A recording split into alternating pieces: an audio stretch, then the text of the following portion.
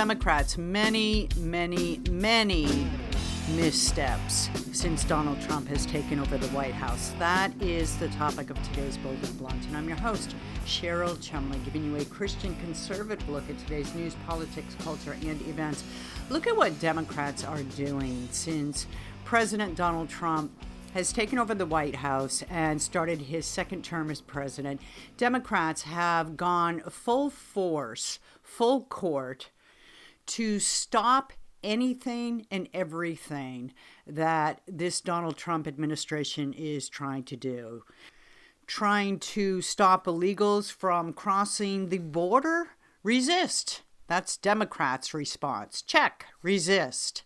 Trying to stop men from playing in women's sports? Resist. That's the Democrats' response. Check, check. Trying to cut waste and corruption and wasteful expenditure of U.S. American tax dollars. Resist. Resist, say the Democrats. Check, check, check. Democrats continue to resist. It is Nancy Pelosi's Summers of Resistance on steroids, right? Remember that call? Remember that call that Nancy Pelosi made to resist anything Donald Trump did back in his first administration? It's the Summer of Resistance on steroids. And look, I don't know what the Democrat Party's endgame is here. If they think that they are winning back the love and support of voters, of Democrat voters, of independent voters, they're not. Polls show consistently that Donald Trump's administration is on the right side of what the American people want. And you know what? You don't even need polls for that. It's just common sense. It's just common sense to say we don't want criminals in our backyard. It's just common sense to say we don't want our hard-earned tax dollars going to support the pockets of some Democrat interest that does little to benefit the American citizens. We don't want our money going to corruption. That common sense, and yet that seems noticeably lacking from the Democrat Party today. Before I get into more of that, I want to quickly mention, if you like Bold and Blunt, you may get Bold and Blunt at edify.app, at Real Life Network, at WashingtonTimes.com, where you may also subscribe to my Bold and Blunt newsletter. It's called Bold and Blunt with Cheryl Chumley. Just go to the bottom of the Washington Times webpage and find the newsletter section. Click on it. You just have to enter your email address and you'll get delivered to your email box Monday, Wednesday, and Friday. My newsletter contains my commentaries, contains my Bold and Blunt podcast, and my occasional video versions of my Bold and Blunts. And you can get Bold and Blunt, of course, wherever podcasts are available. I want to also mention I have a new book that came out. Check it out. You can go to my Amazon author page, Cheryl Chumley, author Amazon. You can go to wherever books are sold and check it out. It's called God-Given or Bust, Defeating Marxism and Saving America with Biblical Truths. And boy, don't we need some biblical truths going on today. You know what? You know who really needs some biblical truths? The Democrat Party. Listen to this. Congresswoman Jasmine Crockett a few days ago. She's from Texas. She's the one that I wrote about before a few months ago. If you're a newsletter subscriber, you know this, right? When she went all ghetto on Congresswoman Marjorie Taylor Greene on the floor of the House, on the floor of Congress, supposed to be hallowed halls of our political system. But, Democrats, to them, not too much is hallowed or worthy of reverence anymore. Anyhow, she was asked, what's your message to Elon Musk? What's your message, dear Congresswoman, to Elon Musk and his attempt to showcase, highlight, and out all the corrupted spending that's been going on for years and years and years using tax dollars earned from hardworking American citizens?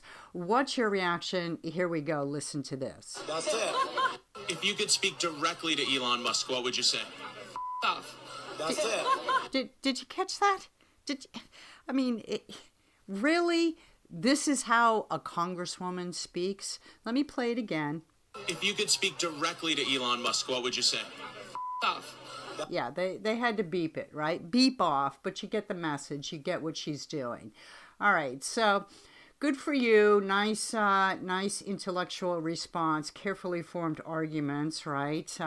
Very convincing, very persuasive. F off. There you go, right? And so now, of course, all the Americans who had been supporting Elon Musk see the error of their ways because of this wonderfully persuasive argument that this congressional member from Texas made. F off, that'll do it. That convinced me. Elon Musk must go, right? But wait a minute on that, because guess what? There is this interesting poll that came out in February, a Harvard Caps Harris poll. The headline reads this: February Harvard Caps Harris poll. 58% of voters are more satisfied with Trump's job as president than Biden.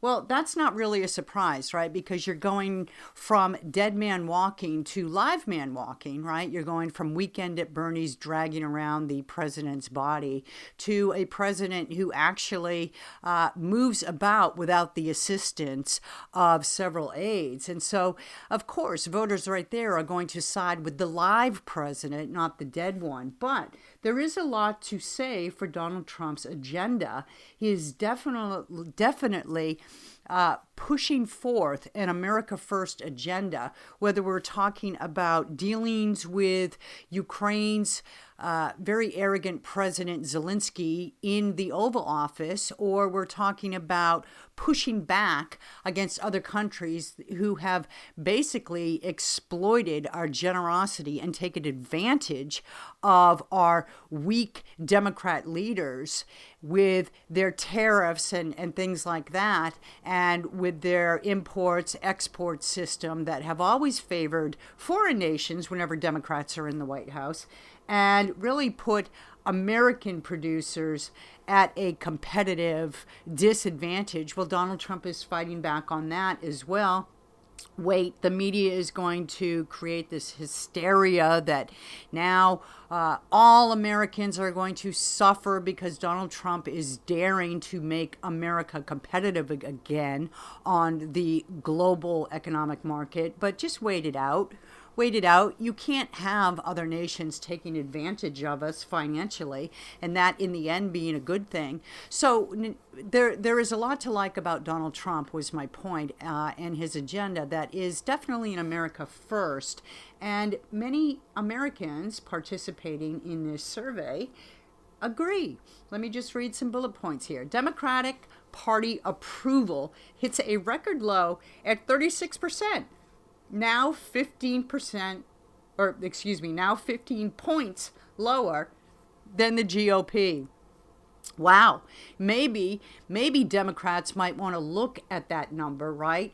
They're 36% favor with voters, 15 points lower than Republicans. They might want to say, are we doing anything wrong here? Can we learn from the midterm elections? Is there anything that we might be doing better to win back some of our supporters out there? But are they doing that? No, they're not. Let me read more from this survey. 72% of voters support the existence of a U.S. government agency focused on efficiency initiatives. You would think Democrats would get aboard that, right? We're talking about Elon Musk. Are they doing that? Well, in case you weren't paying attention a few minutes ago. That's it.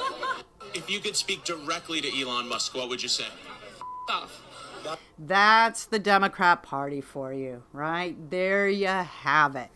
If it's not Congresswoman Jasmine Crockett, it's Congresswoman Alexandria Ocasio-Cortez sniping at Tom Homan for, get this, daring to enforce border control, and actually going behind this administration's back, undercutting this administration's law and order initiatives to teach illegals who are trying to, oh so hard, cross our borders, but cannot because of the MAGA march that's taken place, and helping, giving some aiding and abetting the criminal element. That's Alexandria Ocasio-Cortez. Isn't that just like the Democrats, right? Always on the wrong side of the law. If there's a lawbreaker out there, Democrats want to jump in and offer the aid and assistance, and they're only too happy to dig into taxpayers' pockets to actually enhance that aid and assistance, right? If they can, which is why they oh so hate Elon Musk. They cannot stomach the idea that Elon Musk is cutting into their ability to dip into your pocket and my pocket to advance their own very unconstitutional, in many instances un-American, and in almost all instances corrupt agendas. Let me read more from this poll.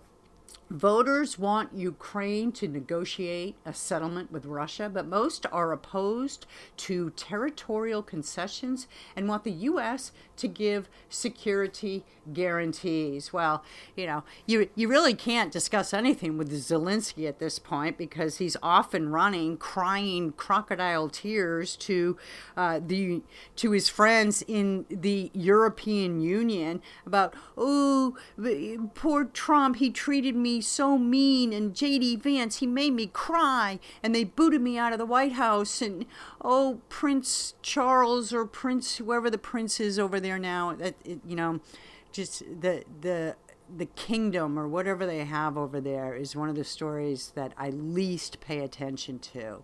I know there's someone, Prince Charles, or maybe it's King Charles, and there's a queen, and there's Meghan Markle, and there's Princess Diana's sons, but aside from that, I really don't know how it works. But anyhow, Zelensky was over there crying to all his liberal friends, his anti-Semitic, anti-Israel friends, that America treated him badly, and he's sad, and he wants money from them, and guess what?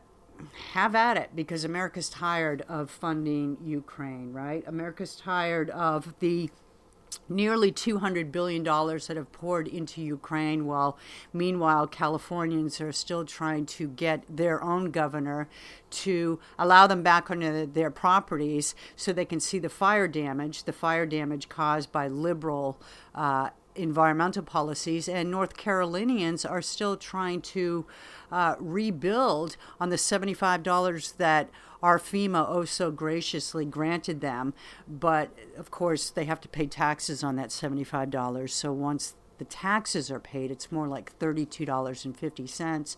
But Americans have done enough for Ukraine right now, I think. And I think Donald Trump and J.D. Vance, our president and vice president, have made it clear that this is not the open pocketbook, the open checkbook of the Democrat regime under Joe Biden. And it's time for some accountability and transparency. And happy news, oh, happy day is here.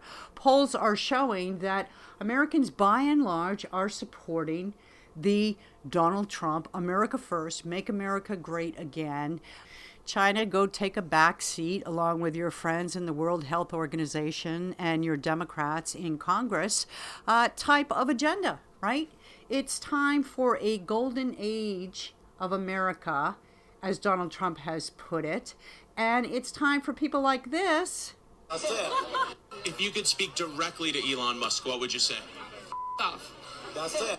To take a back seat as well, right? Sit down. Go in the corner and sit down. It's time for the adults to govern. So just sit back, take a lesson, learn from the adults in the room how to correctly politic and how to correctly represent both the Constitution of the United States, the one that you took an oath to uphold, as well as the interests of the American people, right? It's back to better days. Again, a new golden age of America. And here to talk more about the Democrats' political missteps and the oncoming return of greatness, American exceptionalism, greatness to America, is former Congressman Allen West. He is now executive director of the American Constitutional Rights Union. And he is also former chair of the Texas GOP. Look, you know Allen West. He's great. He's great at talking about all things pro-America. And he has quite a bit to say about what Democrats have been drinking these last few weeks and why they just seem so steadfast in resisting even the most common sense pro-America type of principles that should be uniting. Allen West, thank you so much for being on Bold and Blunt. It is so great to have you here.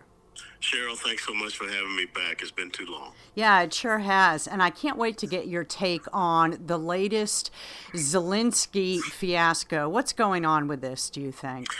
Well, it's incredible. You had a revelation written by Michael Godwin in the New York Post today saying that Zelensky was up on Capitol Hill meeting with Democrats, and it seems that they tried to influence him to reject the deal and to take the position that he did and embarrass Trump, and it worked against him. You know, Scott Bessent, the Treasury Secretary, went to Ukraine for him to sign this deal, and also J.D. Vance had the paperwork for him to sign the deal at the Munich Security Conference.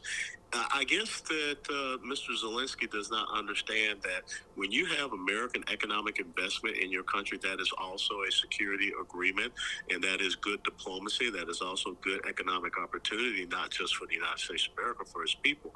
So I think Vladimir Zelensky has been going around the world, and people have been lifting him up and praising him, and he really has just been getting his way. But the checks are not going to continue to be written by President Trump. Yeah, let's talk a little bit about that minerals deal, because I don't think a whole lot is known about it. I haven't read through the full text or anything myself, but on surface, it seems a win-win for America, for Ukraine. Yes, absolutely, because now you get American investment. It's not just minerals, it's natural gas also as well. And what better thing to do than to leverage the natural gas resources of the United States of America and also of Ukraine to get European countries and other countries off of the dependency of Vladimir Putin, which undermines his economy and his ability to be able to wage the conflicts that we see happening. So for whatever reason, I think that Vladimir Zelensky is not a strategic thinker. I believe that he is someone that is seeking to enrich his pockets first and foremost. And how interesting it is, Cheryl, that you always hear the Democrats talk about, threats to democracy and what have you. Well, why are they standing, arm in arm and supporting and taking the side of someone that declared martial law, that has suspended elections, and basically is keeping himself in the presidency ad nauseum ad infinitum? Yeah, the whole Ukraine, the flow of U.S. tax dollars into Ukraine has been a little bit baffling to me because of its lack of transparency, given that Ukraine, prior to Russia's invasion, had been regarded by all accounts, as the most corrupt government in the world. Yeah, and when you say that, I can't account for X amount of billions of dollars of this taxpayer money that has been sent to us, that's a red flag, and that's something that Vladimir Zelensky cannot do. So again, I think that instead of us talking about continuing to write you checks, and how interesting it was that he leaves the United States of America and goes to London and does what? Hey, give me money, because it didn't work for me in America, so give me money. That people have to see that this guy is not really looking for what's better for his nation, and that was indicated by the ambassador putting her head in her hands. I think he is going out there looking what's best for him personally. And strategically speaking, the deal that Trump was trying to get Zelensky to sign with the minerals and natural resources, that for the long term of America would make us less reliant on China, or better able to compete with China, at least. You agree? Yeah, absolutely so. And again, when people need to understand there are three pillars of security: it's economic, energy, and national, and they're all interrelated. And when you start to undermine the energy security of some of these nations, like a Russia, like a Iran, that affects their economy, and that affects their national security, and mainly that affects their military exploits and endeavors. And so, remember, in the previous Trump administration, he pretty much so had bankrupted Iran. You did not hear about Hamas, Hezbollah, whatever. Joe Biden comes in and he flushes them with cash. He releases their energy resources. Same thing with Russia. Remember when President Trump asked, Angela Merkel, why are you having a pipeline with Russia? I mean, you can come to us. And she's, kind of waved him off and said, no big deal. Well, when you create that dependency, and then China can go to Russia, China can go to Iran, they sign these economic and energy agreements, then they're able to sustain themselves. And what do you get from China? The One Belt, One Road strategy. And they go all over the world looking for raw materials and minerals. So this is a strategic endeavor that, again, Zelensky does not understand, because I believe that he is looking at enriching himself and not a better opportunity for the people there in Ukraine. All that being said, I've heard the same whispers as you. Susan Rice, Jake Sullivan, former Obama officials telling Zelensky, don't accept this deal. What's in it for the Susan Rice types? Just to undermine President Trump. It's this whole resist thing. The Democrat Party and the Obama acolytes, because that's what they are, and Obama himself, they have nothing to offer the American people. All they want is power and control. And once again, that got interrupted because the American people firmly rejected them on November the 5th of 2024. So what they have to do is try to muddy the waters in every single way, shape, form, or fashion they can. We don't want to go back to a foreign policy of weakness. What you saw play out last Friday was an American president standing up for his country. Joe Biden did not do that. Barack Obama did not do that. Yeah, it sure was refreshing to watch that action unfold in the White House. Not just Trump, but J.D. Vance. Yes. Yeah, don't pick a fight with a Marine, okay? So, you brought up about the Democrats' resistance machine, and that's sort of what I wanted to lead into as well. It strikes me as very odd that the Democrats seem to have learned absolutely nothing from their trouncing in November. They are doubling down on the whole men in women's sports thing. They're doubling down on open borders. What is going through their minds? Well, I have to disagree with you, Cheryl. They're not doubling down; they're quadrupling down. It's a party that is stuck on stupid. As you know, you were in the Army. You know what drill sergeants used to call us. I can't get it. They are so entrenched in their ideology, which people are looking and saying, "You're not going to win this way." When you got Charlemagne the God, coming out and saying, "Why are y'all talking about these things? Because you're losing people in the Black community." Wanting biological males to be competing against females, but open borders. I mean, what mayor, governor, or anyone on the left can honestly say that I'm going to defend a stance of saying, I don't want criminal illegal immigrants deported. I want to keep murderers in this country. I want to keep rapists, child predators, people that assault. I want to keep them in this country. I mean, what part of ignorance do you not understand? And if they continue down this path, the Republicans, of course, cannot again steal defeat from the jaws of victory. It's very important, the midterm elections, which will be here before we know it, that they get a legislative crush and we expand the majorities in the House and Senate. And then I don't know who the Democrats are thinking about running in 2028 because they have no one. So this is an opportunity for constitutional conservatives, I didn't say Republican Party, constitutional conservatives to send the left into political exile for quite some time. Which the left is doing a good job of sending itself there. Not only those two things that we mentioned, but just look at the whole Doge argument. It just seems like Democrats are on the side of embracing corruption and waste. Cutting wasteful expenditures is such an easy sell to Americans of all political walks, and Democrats are fighting even that. Low-hanging fruit, and sending $59 million to illegals to stay in a five-star hotel, or the billions of dollars they're being sent over to Ukraine for their small businesses, but yet our small businesses are suffering. Or you look at the fact that you still have people in Western North Carolina who don't have a home. So, yes, for them to say that this is more important to us.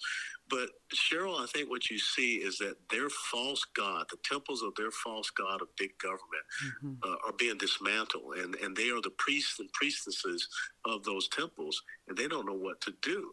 And I think it's also embarrassing for these members of Congress who are supposed to have oversight over these executive branch agencies. They haven't been doing their job.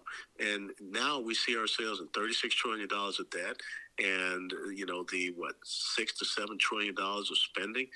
We cannot sustain that, and the American people don't want to see that. And you can't go to the American people and say, give us more of your taxpayer dollars. No, that's not going to happen. And the President of the United States of America, first sentence in the Constitution in Article 2, executive power is vested in the President of the United States of America. He's the chief executive of the executive branch. He can do and reshape the executive branch how he wishes. And I think that this is very important that Donald Trump continues on this mission.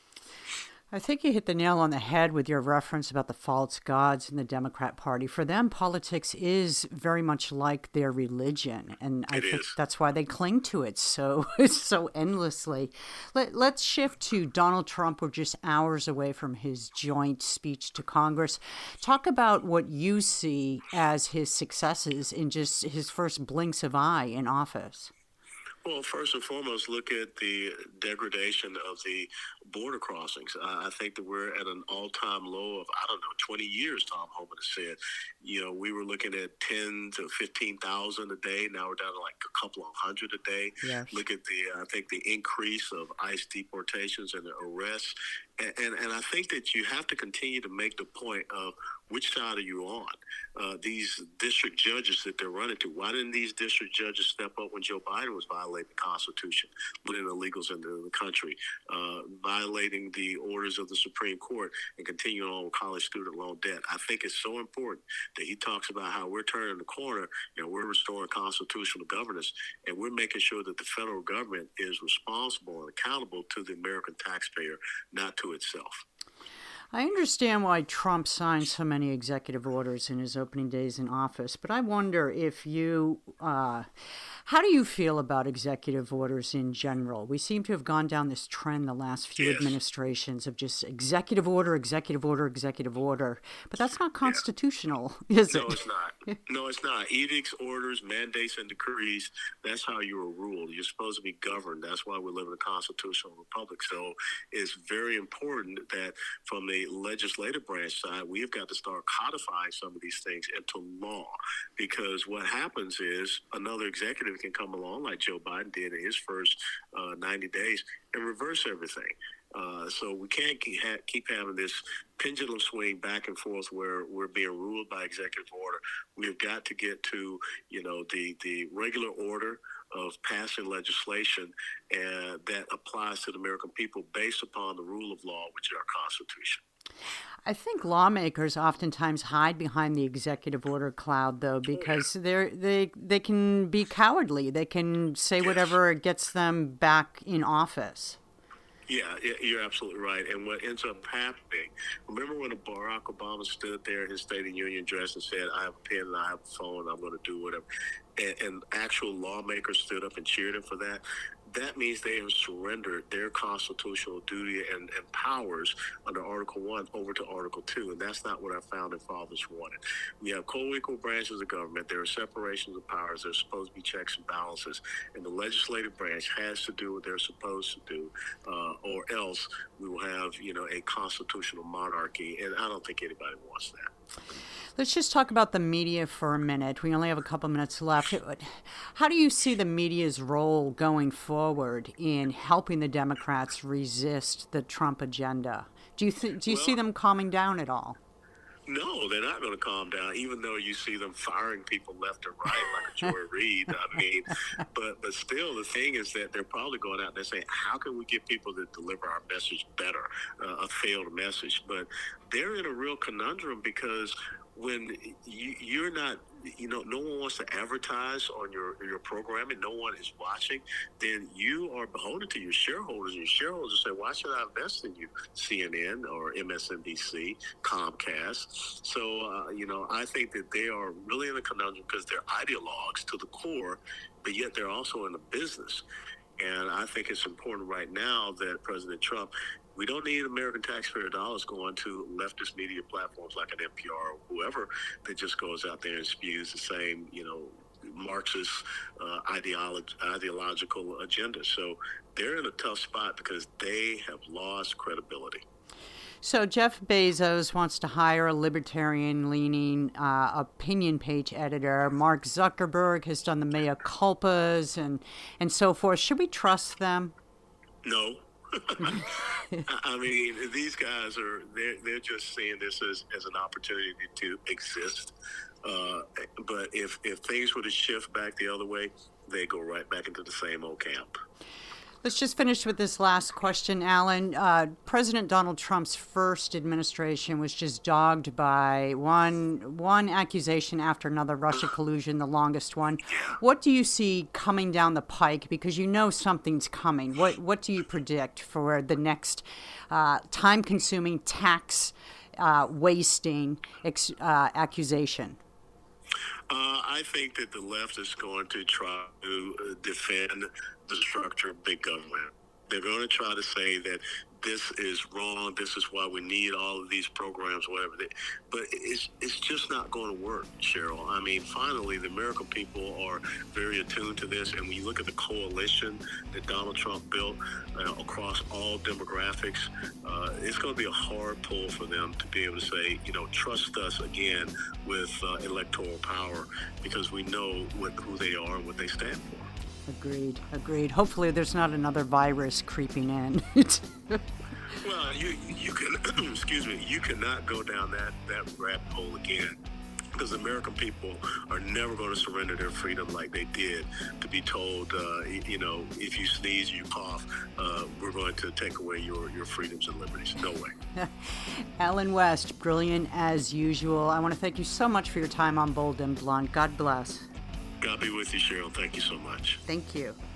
And that's another Bold and Blunt. Remember, if you like Bold and Blunt, you may get Bold and Blunt at edify.app, at Real Life Network, at washingtontimes.com, and of course, wherever podcasts are available. And just to quickly mention, pick up a copy of my latest book. It's called God-Given or Bust, Defeating Marxism and Saving America with Biblical Truths. Thank you for listening. Tune in next time. In the meanwhile, don't forget, stay blunt, stay bold.